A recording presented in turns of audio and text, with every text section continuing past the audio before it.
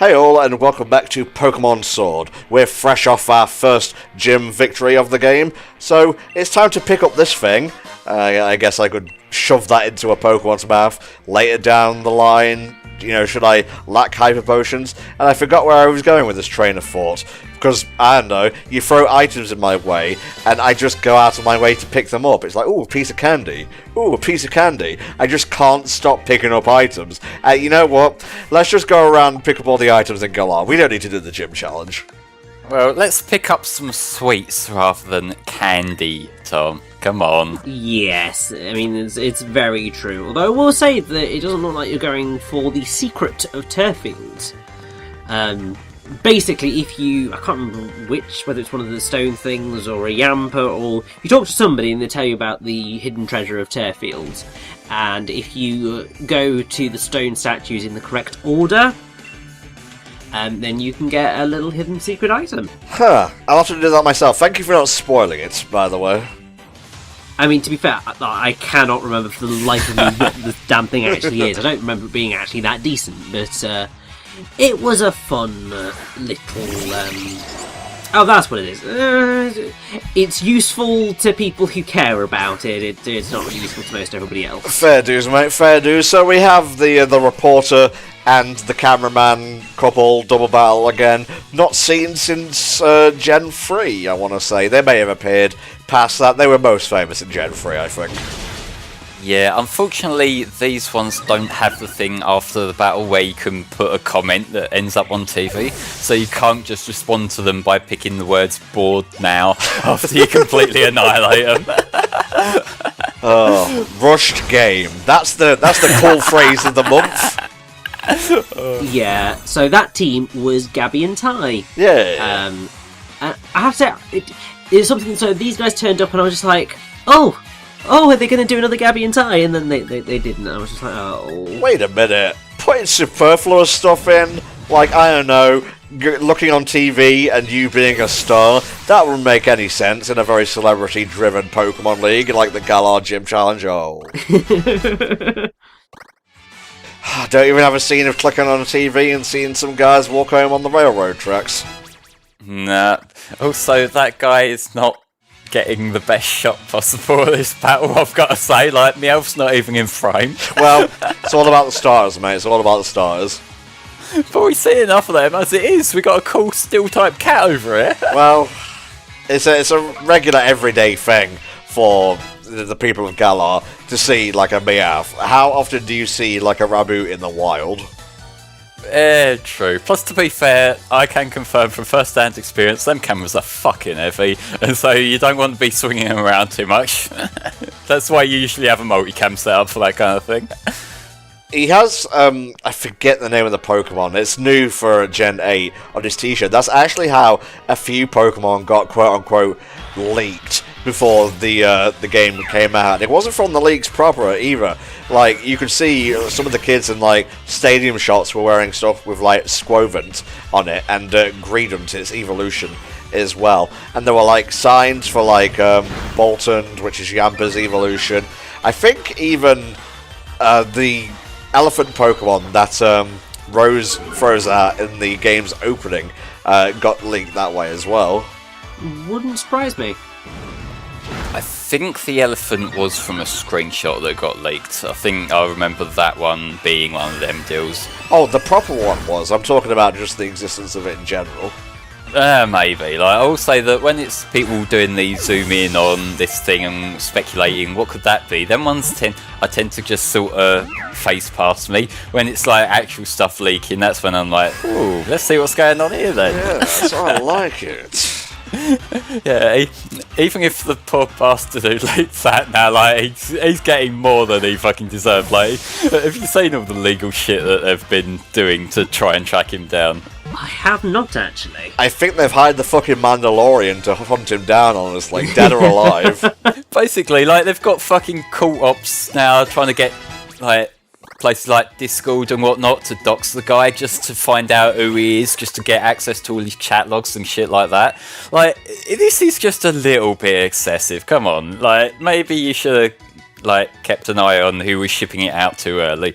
Well, that's good and all, but you still have to maybe not do that sort of thing, I suppose.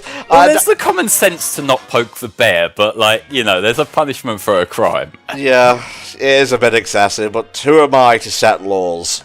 Yet. Yeah. I mean, on a serious note, I will say that they are obviously perfectly within their right to chase after the person who did it, because obviously it is quite a serious thing. Because I think what I remember hearing was that they'd stolen a copy and then leaked it, which obviously definitely makes it super dodgy rather than someone just accidentally sending it out early. And we can all agree that's bad. Now let's talk about Appletun, the dragon grass Pokemon, or the other way around. I was going to use one of these, and I was going to use its sword exclusive evolution, Flapple, which is the best thing ever, and it looks like it came out of Super Mario Galaxy. Yes. But unfortunately, we already have a dragon on the team, and like I expressed in the last part, fuck a grass type. I ain't doing shit with those mofos. No, I'm not that big on Appletun, I will say. Like, Flapple, it's a novelty kind of design that I can have a little bit of a giggle about its existence, but I'm not going to use it. Okay. You don't Flapple with Apple, or Apple with Flapple then? Nah. Whatever you just said, I don't do that. I don't know what I just said, but you can find Appletun in this area. It's not one of the ones that walks about in the overworld. You have to, like, tempt it out of the long grass. It's rare, but it is there, because I've caught one myself in Shield. Agreed, and I definitely did, because I wanted a Flapple on my team, and I used a Flapple on my team, and it was amazing. Well, there you go. It has the Richie seal of approval. So I will say that did make me quite happy. Although the way that I thought it happened was that, you know, you had Appletun, it evolved into Flapple, and then it evolved into Appletun. Yeah. And I got sort of very confused / annoyed when I saw just like, so Flapple, the item that you need, it's an item-based evolution, is only in Sword, and the Appletun item is only in Shield. So basically, you're telling me I need both games to sort of fully evolve it. Like, my god, you stupid monsters. I was quite excited by that Pokemon. And then I realised that it's a branching evolution. I was just like, oh no, that's okay then, I'm quite happy. So, it worked out in the end. Sort of, I guess. But, like, speaking of the version exclusives, there is another Sword exclusive Pokemon that does spawn in the area just north of where we are. That is the Galar Farfetch'd. Yes. Which I will say, the Farfetch'd itself, it looks like, okay, just a slightly edgier version of normal Farfetch'd, but its evolution, Sirfetch'd, one of the first, like, alternate forms we saw, that is fucking cool. I love, like, Sirfetch'd. If I didn't already have a fighting type Pokemon on the team, it's Drago, by the way. It'll be what he evolves into, Dragon Fighting. I would have put Sirfetch'd on the team. But here's the thing. You have to get 3 critical hits in one battle before it will evolve. And yes. There are ways of upping your crit thing. You can even give it an item to further that. As for me, a little bit too esoteric for my liking, so I'm just going to stick with my Dragon, which I got from Mystery Gift, which is a less roundabout way, and Flame gave it to me, so there you go. Yep, because I had a code, so that was much easier than having to actually battle for your fighting type. But no, I like Sirfetch'd a lot, and I love the gumption of the regular Galar Farfetch'd. Agreed. I think that was one of the things that really did excite me about Sword and Shield, was the fact that when Sirfetch'd was revealed to be a thing, was just like, so they're actually giving evolutions to Pokemon that haven't had evolutions before, and they gave some really good concepts in here. So you've got Sirfetch'd, you've got Mr. Rhyme, you've got Cursula? Yes. I want to say. Like, there's Pokemon that I never really expected would really ever get another evolution, and that just made me really, really happy and smiley, and I just think that's really cool. Rabbit waiting for his dinner.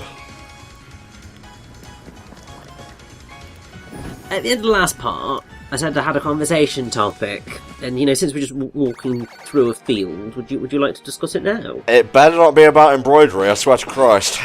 Well, funny you shouldn't... No, it's not. Okay, go so on. obviously, what you were talking about was obviously that mini-series, or other series where Brock had a different team, depending on how many badges you had when you sort of went into battle him. Uh-huh. And actually, one of the things that could be a fun idea for Pokemon going forward is if they went for that more open world style of game, actually putting that out there of going, you can actually tackle any of the gyms in any order you like. They just have slightly different teams depending on when you tackle them. Yeah. Obviously, in terms of actually programming that and balancing that, that's quite complicated. Not really. It would just be like, there would be different levels, and you just switch out the level depending where you are in the tree, so to speak. I mean, yes, but you're effectively creating 8 different versions of each gym leader because you never know when they're going to be faced next. Which creates a slight problem, but I think that it is something that would be worthwhile doing, and it would, you know, lead to a much more interesting Pokemon journey. And I was just wondering sort of what you guys thought of that as sort of an approach. Well, I brought it up in a positive manner, so you can probably guess what I think about it, but Flame, let's go to you, mate. See, like, I feel like that might be a little bit excessive. I feel like Gen 1 had an unintentional middle ground where, like, there is an intended order, but you can sequence break a lot of it if you want. And maybe, like, being a little bit more flexible with that could work. But, I don't know, like, the whole just having so many different teams prepped, like, I guess it does encourage you to just explore around at your own pace, but at the same time, given they steer you in a certain direction for story purposes anyway, so you're gonna go to certain places in a certain order, I feel like just the gyms as they are, it's fine, you know? Yeah, no, I get that. I think it's one of those things which it's an idea that they could try at some point, and they can see whether it works, because, I mean, they don't try enough new things these days that sort of feel ambitious or majorly different. Now, so I think that even if they tried something, it's better than not trying anything. you could say the wild area feels ambitious, but honestly, if you took it out, the game really wouldn't change that much. It would still be the same basic Pokemon experience. Well, I feel like the wild area, to be fair, is the part that they probably expected you to spend the most time in, which is why, like, the game itself, story-wise, is a lot shorter, and that they kind of expect you to be spending more time, like, switching up your teams between each, like, gym and going and doing raids and shit like that, which ultimately it's hit or miss as to whether you would find enjoyment in doing that for a substantial amount of time.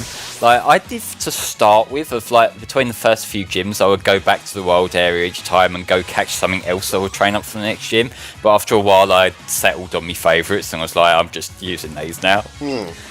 So, like, I don't know, like, it's the sort of thing that I mentioned when we were in the wild area that I feel it would benefit if instead of just having one big wild area, there were, like, more, like, themed ones, and that would encourage you to, like, sort of go between the different ones. And that might tie in well to if you were to open up the world a little bit. Because, like, if you wanted to go a particular way, like, say you were going to the fire gym next, you might go to the lake wild area and, like, pick up some water types there, and maybe that'd be the direction you choose to go in, and that could work. But again, like, I imagine balancing that and making that all work could be a bit trickier than what we're thinking through. Yes, I think you're probably right on that one, and I think that's also sort of a fun idea.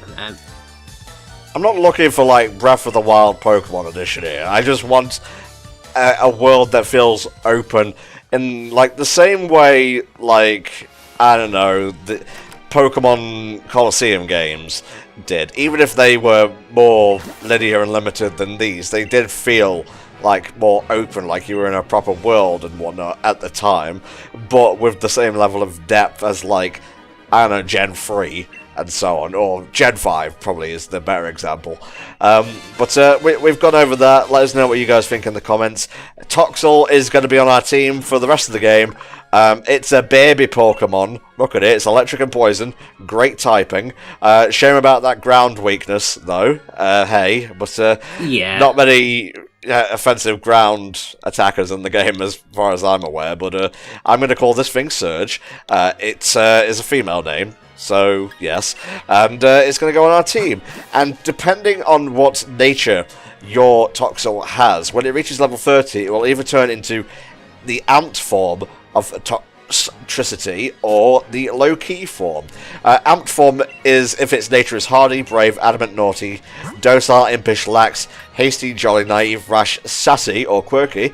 And low-key is lonely, bold, relaxed, timid, serious, modest, mild, quiet, bashful, calm, gentle, or careful. And if you were paying attention, you would know that the nature we have means we're going to get the low-key form. What does this mean for us? Not all that much, honestly. I'm looking at the movesets here, and all I can see is like there's a couple of like changes. Like the low-key form gets magnetic flux at level 52, whereas the amped form gets shift gear, and that's about it.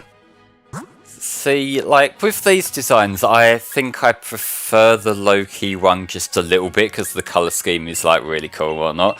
I will say, my problem with Toxel is I feel like it evolves a bit late, like level 30, because bear in mind that we're on our way to the water gym now. This is where it could potentially come in really handy, except it won't have evolved by then, and Toxel as a base form isn't that useful. It's not really useful till it evolves. No. Yeah, however, once it does evolve, it's an amazing Pokemon, and like really, Toxtricity can get you out of many scrapes in Sword and Shield. Yeah, but this is still the point where the G-Max Pikachus like, help me out. True, that is fair. Alright, time for the time-honoured tradition of baiting up thugs in a Pokemon game who are harassing NPCs. Look, I should kill you just for the sheer principle of you being punks in the Year of Our Lord 2030 -10, but alas, I am being watched by Jesus here, and he will report me to his dad if I do so I'll beat you in a Pokemon match instead. I remember 6 years ago when that joke stopped being funny. It's funny, mate. Sorry, alright? Comedy's comedy, no matter the year. Yeah, comedy's comedy, and the joke gets funnier every time you use it. Oh, yes it does, mate. That's what they say, repetition makes the world go round. Okay. Look at what fucking series we're talking over here, mate. You mean the one where they've drastically changed up everything fresh each game, right? Anyway, something that I should actually point out, just whilst we were briefly on the topic of Toxtricity, is it's the only Pokemon to, well, it is the only Pokemon to have that type combination of electric poison. So Toxtricity and Toxel are purely unique in the Pokemon world, and Toxtricity is the only Pokemon with a base stat total of 502. Interesting. I'm looking at this thing called Pokemon Database for unused types here. Let's have a look here. I'm pretty sure we don't have normal and ice. Pretty sure we don't have electric and fighting, which is really odd to me. You would have thought it would have been in there. Especially given like Zeraora looks like it should be electric fighting. Yeah, and also Thunder Punch is a move. No Fire and Fairy, which is the oldest one to me. Oh! There will be one eventually. Like, bear in mind that Fairy hasn't been around that long. Yeah.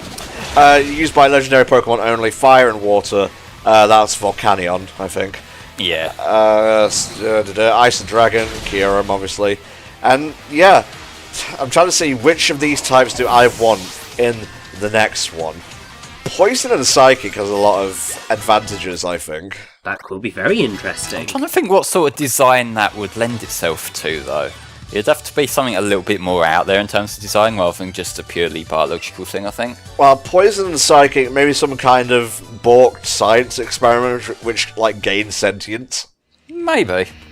Yeah. It'd have to, like, make itself distinct from the other Pokemon that have already had that exact same design philosophy, though. Yeah, I was going to say, you would have to make it more biological than ethereal to avoid it being classified as a ghost type.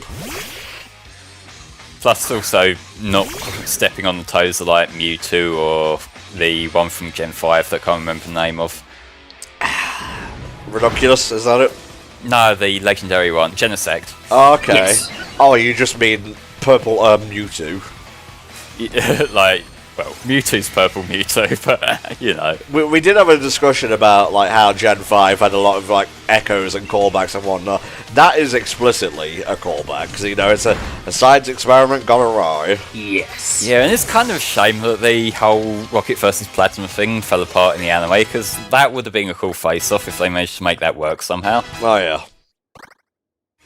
Like, as long as they were to use the actual Mewtwo and not that new one that they brought in one of the films for no apparent reason. Oh. Yeah, that whole thing still doesn't make any sense to me, but then again, loads of things that Pokemon does every now and again, whether it be anime or video games, doesn't make sense to me, so I've just stopped trying to make sense of it. Or the TCG, where that power creep is fucking ridiculous now. Well, it's a good job I've already gotten in some opening cards from Pokemon on Antom Opens Up, because I ain't going back there for a while. Like, to be fair, some of the artwork and whatnot on these Sword and Shield sets have come out, like, they do look legit cool. It's just the power balance is... It's like building on top of the tag team issues now, because the tag teams were... like creating this issue where if you don't have a tag team in your deck, then you're not going to win if the opponent does. But now they've just sort of doubled down on that with like the Vs and the V Max cards. And yeah, there are actually a like mechanic called Pokemon V, so yes, you can have a V card in Pokemon now. That's the obvious joke. Okay. But yeah, like the Gigantamax forms of the VMAX, like they're just this whole step above. They're doing the same thing with the tag teams, where it's like a penalty of free cards, like free prize cards if it gets knocked out. But again, if you want a chance of knocking them out, you need your own one. Yeah, which it's not a fun thing when you end up with that type of power creep. So here we go, Rotom, further used for mankind's hedonism. Just put it in a bike, who gives a shit? It will love that, I guess. Remember when these things were rare in Gen 4? Yeah, you remember? But no, like, in terms of the Rotoms, I think I prefer them here than in Sun and Moon, because this one doesn't actually talk. No, this one accepts being a slave right away. What a fucking Uncle Tom, Jesus. Yeah, the best kind of slave, right? Oh my Fuck. God. Look at that massive city in the distance. Man, I can't wait to explore every nook and cranny of it, not just a few rooms. Oh yeah. Okay, Hop, I guess it's been a couple of parts since we last saw you. Time for another battle, I suppose. Don't come closer, I'll unleash my secret weapon on you. Is the secret weapon a sheep? I think it might be, Flame, I think it just might be. So high. I wish I could be as hyped for anything as half as much as Hop is just for Pokemon battling. Agreed. Like, what you're not seeing is off-screen him just down like 12 coffees before he meets you. Dude, HFC, I am fucking about to die. Let's get one more battle in. Let's make it the greatest Pokemon battle of our lives. Please, I need this. So yeah, we're a little bit over-leveled, but whatever, it wasn't going to be a hard battle anyway, so... It's Pokemon Sword and Shield, you're gonna be over-leveled. One thing that I sort of will point out that I wish they sort of would do is, obviously, like Hop's team right now anyway, you look at it and you just go, how did you beat Milo? I mean, yes, he has more Pokemon than Milo, so that probably will help, but, like, move pool-wise, you kind of look at it and just go, that doesn't sort of quite follow through. And it's the same with like Bede and Marnie. If you look at sort of their typings and their move pools and you just go, how did you beat them? Something that I think would be much more interesting is if, you know, they actually created rivals that had teams that could feasibly take down the other gym leaders, and therefore it becomes like you're creating your own teams, actually. Okay, I have an explanation for this. Now, he has a Clover Squire at this point, which has plugs, so that's how he got around that. Yeah, that is true. But it's something that has been a thing throughout pretty much all Pokemon, with every single rival. Like, there are very few where sort of you look at it and you just go, yeah, you'd have an okay time taking on that gym leader at that moment in time. But that's just my musings. I feel like, given Hop in particular is the character who's on this gym challenge alongside you, and he's basically on par with you at any given moment in terms of what gyms he's facing. Could have been kind of interesting if, given he does change his team around here and there anyway, if it would adapt, like, you can clearly see he's preparing for the next gym. Like, say, given we're on our way to the water gym now, like, maybe if he had an extra grass type or an extra electric type. And so you could kind of see that he was playing the game similar to how a player would. I agree. That's the type of thing that I would just really like to see, because it would then make, the world feel more alive. It would make the characters feel like they're, actually smart, rather than just like, yes, I'm going to have a team of all the same Pokemon type because that's going to get me victory. My Wooloo will take on the world. To be fair, he does start to change up his team as we go along. It does become quite varied by the end, but he does, yes. Then he puts the fucking sheep back. Yeah, that's true. It's like he just couldn't help himself. You're absolutely right, it does disappear from his team for like a battle, and then it comes right back. Yeah, it's like he's changed up his team and he's got his ultimate team now. Here's the fucking double. Cool. Can't wait for the legendary fight when that fucking double gets the last goddamn hit of the fucking fight. Have a taste of our green power. Yeah, emissions and shit. Yeah, we pretend to give a shit about all this. Really? Come on. No, you were doing the exaggerated voice. No, I'm just talking about Thwacky using Razor Leaf against a bug type and so on, and Hop disappearing like his Goku doing again, Oh, cool, I thought you were going to go environmentalist and I'd have to make fun of you. Mate, I'm sitting at a computer 24/7. What makes you think I give a shit about the environment? Because that's like making mundane statements about the environment gets retweets. I can't pay my bills with retweets, mate. No, but you get clout from that. That's all anyone wants these days, right? I don't give a shit about clout, and neither should you. Well, see, I'm the most, friendly and, advertiser-friendly kind of person out there, so I can have all the clout, clearly. Mate, if there was one person I would throw under the bus, I would kick you under there so fast you would leave an outline behind. What, are you implying that my 6 a.m. shitposting isn't representative of your brand? But 6 a.m., that's wow. Yeah, it's not 6 a.m. Thanks, Hop, I needed that. Jesus Christ. Go to bed at a normal time. I mean, any time's a normal time, technically. It's not like there's like a Persona 3 dark hour thing going on there. The second your back is turned, I'm gonna fucking karate chop you in the back of the neck so hard. Just a word of advice here, it might come in handy. If you're gonna make threats about killing someone, don't leave evidence, like a audio recording of it. Oh, don't worry, there won't be any evidence left behind, I can assure you. Yeah, like you'll know how to clean a hard drive. Good point. And here's little old innocent me just sitting here going, what the fuck is going on? Richie, this is the part where you step away, otherwise you end up having loads of questioning later. Yeah, pretty much. Ta-ra! How does the little Cherubi feel about being the little Cherubi? We never get its thoughts. No, I mean, it's very similar to the, the little wheezing. Yeah, very true. Or like the third head, the third wheel in Dodrio. Be strong, Clarence. Be strong for mother. Oh, could you say it like the third head as though like the other two are a couple? How awkward would that fucking be? I mean, you also have obviously the whole thing of the cracked execute. Oh yeah, like his brain's just spilling out. That must hurt. Yikes. Yeah, I feel like we've just sort of gone into the whole thing of, oh yeah, Pokemon's horrifying, isn't it? And it's just like, it's hilarious because sort of like you circle away from it and then all of a sudden you sort of go back and you're just like, oh no, wait a minute, yes, that's terrifying. Yes, I have read the free Charo page on TV Tropes. Why'd you ask? This is a dethroning moment of suck for HFC, referencing TV tropes. Man, what French brilliance! I can't even keep up this facade, ironically. I can't do it. Let's just grab this Pokeball and move on, please, for the love of Christ. Yes, agreed.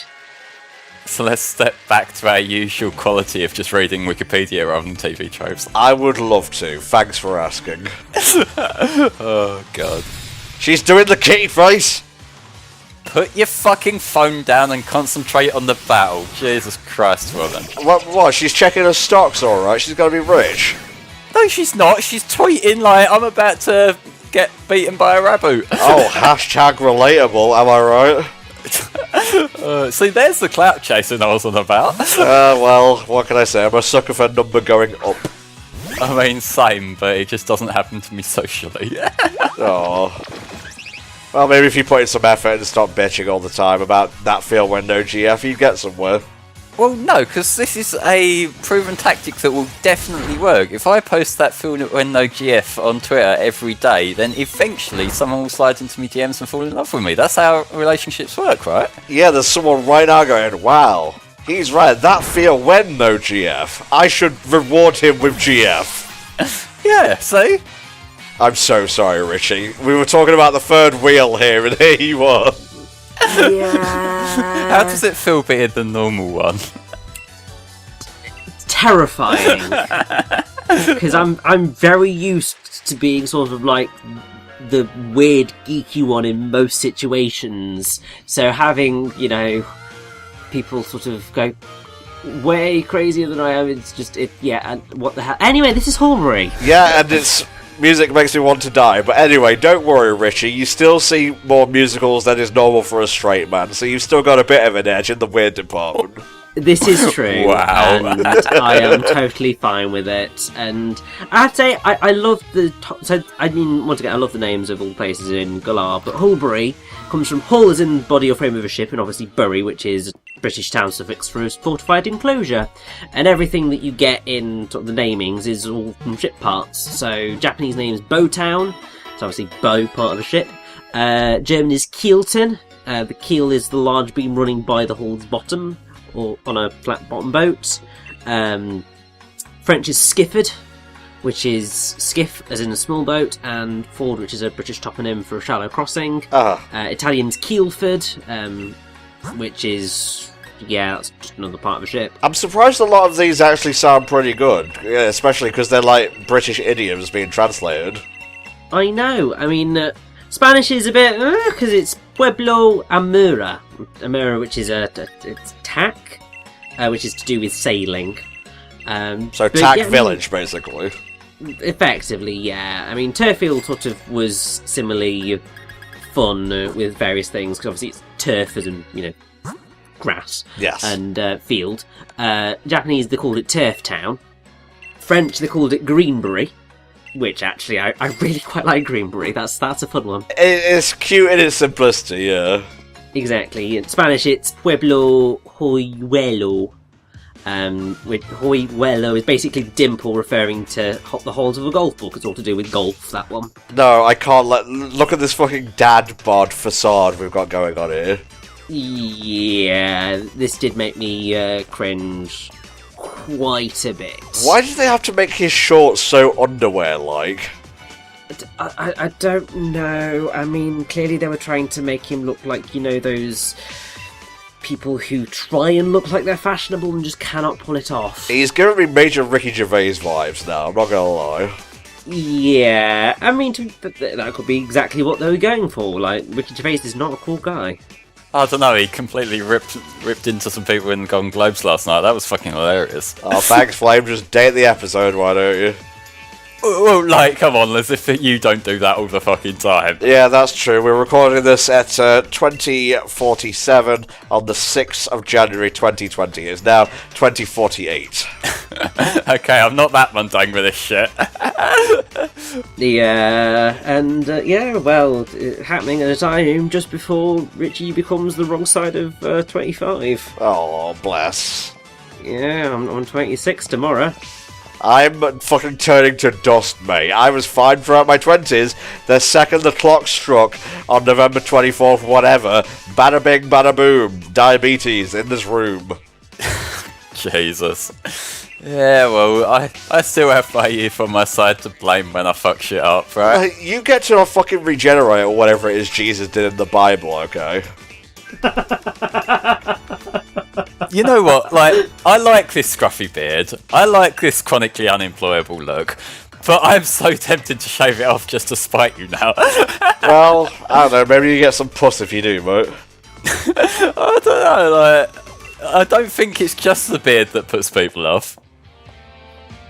Like, I do have this repulsive personality too, you know. I've worked hard on this. The repulsive personality, the cringy tweets 24/7, the stutter is pretty bad. I could go on, but most of what I would say to you applies to me as well. So no, go on. It'll be a good laugh. I hate you and I wish you'd die at the end. Okay. Jesus Christ, that went dark quickly. It's banter, mate. It's a little bit of banter, isn't it? Yeah, I know, but I can still report you. You know, jokes are illegal in our country now, so fuck you. Oh, Jesus. Well, doesn't really spell good news for you, though, does it, Flame? It's fine. As far as Twitter and YouTube and that need to know, I'm based in the US. Okay, that's fine. That's good. Even though my VPN's set to Manchester right now, fuck. Okay, well, here's some trash. Super potions. Yep, they'll be outdated pretty fast. Look, there's the amped up and low-key forms of toxicity. Hey! And also, oh my god, there's a guy on top of the lighthouse that we can't go into or up. And that's a bit depressing. But hey, here's Nessa, who was best girl for a while. At least a week until the next best girl of Sword and Shield came along. Basically. She's not best girl. Marnie's best girl. Unless you count in the girl trainer, who can also be kind of cute if you dress her up cute in anime. I guess so, Flame. The Sword and Shield has many flaws. Attractive males and females is not one of them. I like how you went to attractive males first. That's neither here nor there, Flame. I think you're reaching a little bit there. No, I'm not. I'm letting you try and work your way out of this. Oh God, no, I can't deal with this anymore. That's it. I'm going to start the sign off here. Fuck you explicitly, Flame. All right, guys. Next time we'll be taking on the second gym of the game. It's a water type gym, so bring grass, bring electric. I don't know. Fuck it. Bring fire if you want to live dangerously. Do whatever you want. Sword and Shield is your experience, and this is mine. I'm ending things. Bye. See you next time.